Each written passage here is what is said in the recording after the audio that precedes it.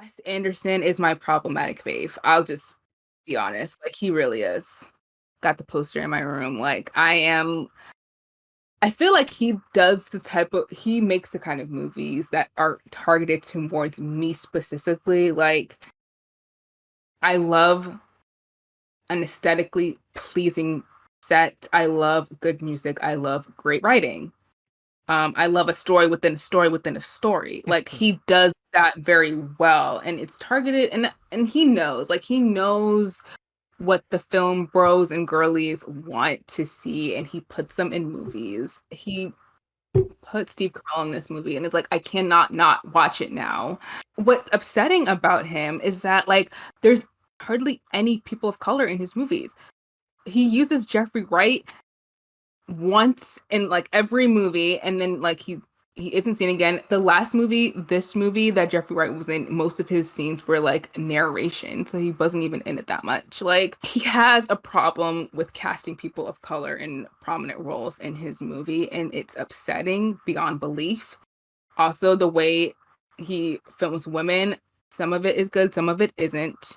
And so that's why I have issues with Wes Anderson. It's like people have issues with him because they think he's like style over substance. Like that to me doesn't mean anything because I've never watched one of his movies and been like, it's really flashy, but I didn't like the story. Like that's never happened. Like his stories have always been tight to me. But the issue I have is being a Black woman. I don't see myself anywhere there, and I'm not the only one. I know I can't be the only person. Like I know that there are more people, and people have researched and done like think pieces about his issue with racism, like stuff like that, because it is an issue. Like it doesn't seem like it's something that he's been able to overcome yet.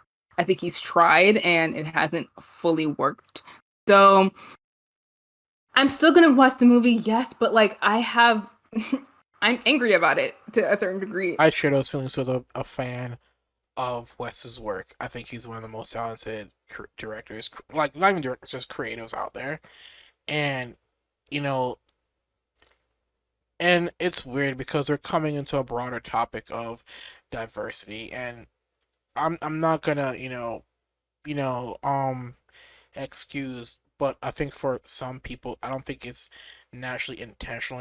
It's just they've just gotten a habit of this is the world they want to create in their head, and they're having the people they visually see, they don't think black people can fit those characteristics, and everybody's having trouble, adjusting and dealing with that. I think Jennifer Aniston was talking about how they couldn't make friends today because you can't do certain No, they things. couldn't. I was like, well, you couldn't make friends today because you don't have Living Single to rip off, and also if you made friends today, you'd actually have to show black people and people of color in New York City, which you didn't do.